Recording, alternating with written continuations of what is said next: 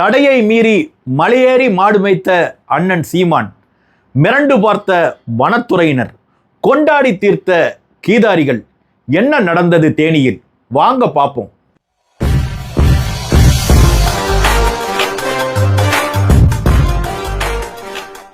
ஒட்டுமொத்த இந்தியாவில் 1.7 கோடி ஹெக்டேர் மேய்ச்சல் நிலம் இருக்குதுங்க. தமிழ்நாட்டில் 12 லட்சம் ஹெக்டேர் மேய்ச்சல் நிலம் இருக்குதுங்க.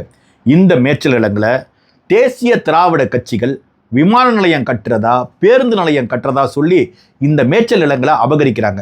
கால்நடைகளை காட்டுக்குள்ளே மேய விடுறதில்ல, சமவெளியிலையும் மேய அனுமதிக்கிறது இல்லை. மாடுகள் மேய்ந்தா காட்டுக்குள்ள ஆறு, அருவி போன்றவை உருவாகாது. அதோட மட்டும் இல்லாமல் காட்டின் வளங்களுக்கு கேடு என்றெல்லாம் இவர்களே ஏதோ தகவல் சொல்றாங்க. நொய்யலாறு, வைகையாறு நிலைமையெல்லாம் இன்னைக்கு எப்படி இருக்குதுன்னு போய் பாருங்க. இந்த ஆறுகள்லாம் சாக்கடையா மாறிடுச்சு. 32 ஆறுகள் மண் அள்ளப்பட்டு தமிழ்நாட்டில் சீரழிக்கப்பட்டு அழிந்து விட்டன. வனவிலங்குகளை பாதுகாக்க மேய்ச்சலுக்கு தடை விதிப்பதாக சொல்லுகிற இவர்கள் குவாரிக்காக மலைகளை அழிக்கிறாங்க. தேனி மாவட்டம் கரட்டுப்பட்டியை சேர்ந்த விவசாயி ஒருத்தவர் மேய்ச்சலுக்கு தனது மாடுகளை வனப்பகுதிக்கு அழைச்சிட்டு போனப்ப வனத்துறையினர் அவரை தடுத்து தாக்கி கீழே தள்ளி அவரை காயப்படுத்தினாங்க. இந்த வீடியோ சமூக வலைதளங்கள்ல ரொம்ப வேகமா பரவணுச்சு.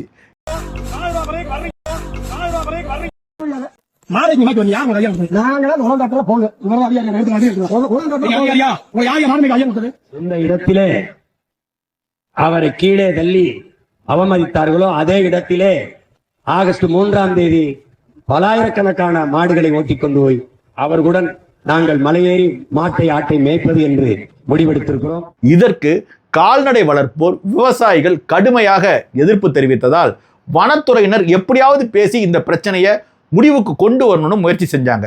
இந்த சம்பவங்கள் இதுபோல தமிழ்நாட்டில் அடிக்கடி நடக்கிறதுனால வனத்துறையினர் கட்டுப்பாட்டில் உள்ள இடங்களுக்கு கால்நடைகளை மேய்ச்சலுக்கு அழைத்து செல்வது என்பது முடியாத ஒரு நிலைமையா மாறிடுச்சு. இந்த நிலைமைகளை கண்டிச்சுதான் இன்னைக்கு தேனி மாவட்டம் போடி அருகே உள்ள அடவுப்பாறையில அண்ணன் சீமான் அவர்கள் கால்நடைகளோட அடவுப்பாறையில் உள்ள வனப்பகுதிகளில் நுழைய முயற்சித்தார். அவரோட கட்சி நிர்வாகிகள் மற்றும் விவசாயிகள், கால்நடை வளர்ப்போம் என ஏராளமான பேர் போனாங்க.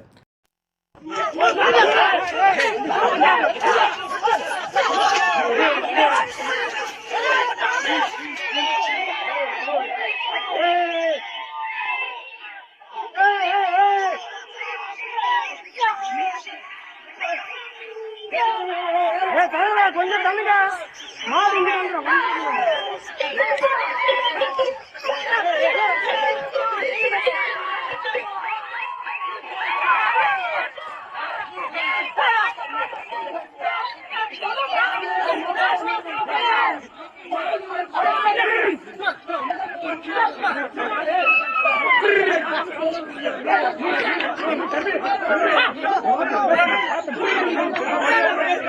அதற்கு வனத்துறையினர் தடை விதிச்சாங்க.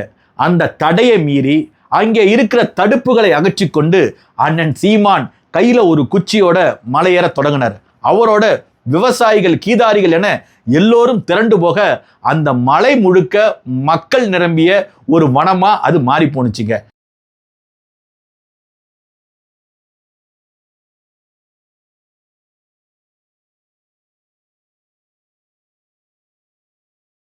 கால்நடை வளர்ப்புல மலைமாடு வளர்ப்பு என்பது மிகவும் முக்கியத்துவம் வாய்ந்தது. இந்த மலைமாடு வளர்ப்பை நம்பி லட்சக்கணக்கான கீதாரிகள் இதை சார்ந்து, இதன் தொழில்களை சார்ந்து வாழ்ந்து வராங்க. இந்த மலைமாடு வளர்ப்பு என்பது ஒரு தனித்துவம் வாய்ந்தது. சாதாரணமாக வீட்டில் ஆடு மாடு வளர்ப்பது போல மலைமாட்டை வளர்க்க முடியாது. இந்த மலைமாடுகள் மலையில இருக்கிற மேய்ச்சல் நிலங்களை மேய்ந்து அதன் மூலமாக வளரும் தன்மை கொண்டவை. இந்த மலைமாடுகளின் பசுக்கிட்ட இருந்து கூட அவர்கள் பால் கறப்பதில்லை என்றும் சொல்றாங்க.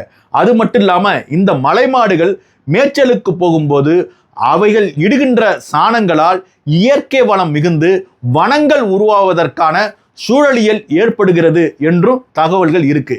இந்த நிலைமையில தான் மேய்ச்சல் நிலங்கள்ல, மலைகள்ல இருக்கிற மேய்ச்சல் நிலங்கள்ல இந்த மலை மாடுகளை அனுமதிப்பதில்லை என்று ஒரு சட்டத்தை போட்டு வனத்துறையினர் தீவிரமாக அந்த மேய்ச்சல் நிலங்களை அடைச்சி இந்த மலை மாடுகளை உள்ளே அனுமதிக்க மறுத்து வராங்க.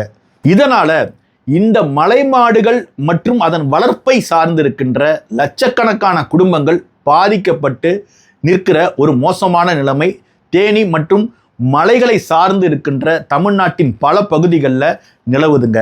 இந்த மலை மாடுகள் என்பவை ஏறக்குறைய 1.5 லட்சம் அளவுக்கு இருந்த மலை மாடுகள் இன்னைக்கு சுருங்கி போய் ஒரு 5000 அளவிற்கு வந்து விட்டதாக அந்த கீதாரிகள் கவலைப்படுறாங்க.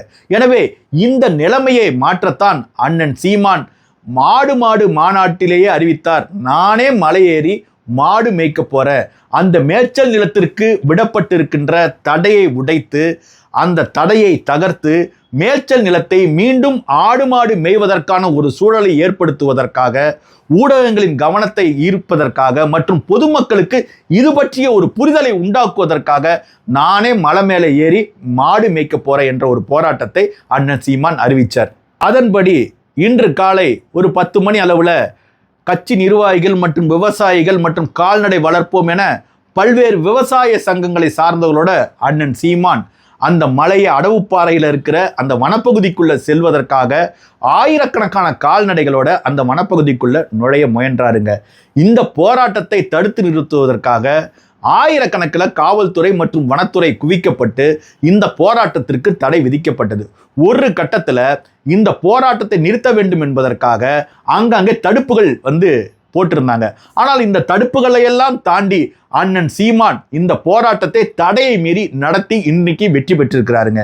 அதோடு மட்டும் இல்லாமல் இந்த மேய்ச்சல் நிலம்னா என்ன, இந்த மலைமாடு வளர்ப்புனா என்ன, இந்த கால்நடை வளர்ப்பு என்பது சமூகத்தில் எவ்வளவு முக்கியத்துவம் வாய்ந்தது போன்றவை பற்றி இன்னைக்கு சமூகத்தில் ஒரு பேசு பொருளா அண்ணன் சீமான் மாற்றி இருக்கிறாருங்க. ஏற்கனவே மதுரை உயர்நீதிமன்றம் பிறப்பித்த ஒரு உத்தரவினாலையும் வனவிலங்கு சட்டங்களாலையும் தேசிய திராவிட கட்சிகளின் மோசமான நிர்வாகத்தினாலையும் மேய்ச்சல் நிலங்கள் அதற்குரிய ஆடு மாடுகள் மேய்ப்பதற்கு பயன்படாம இன்னைக்கு தடை விதிக்கப்பட்டு இன்று ரிசர்வ் ஃபாரஸ்ட் என்ற பேர்ல அவை கம்பி வேலி போடப்பட்டு தடை விதிக்கப்பட்டு இருக்குங்க. இந்த நிலைமை மாறணும். அதோடு மட்டும் இல்லாமல் இந்த மலை மாடுகள் என்று சொல்லக்கூடிய கால்நடை வளம் பாதிக்கப்படாம அவை பாதுகாக்கப்படணும்.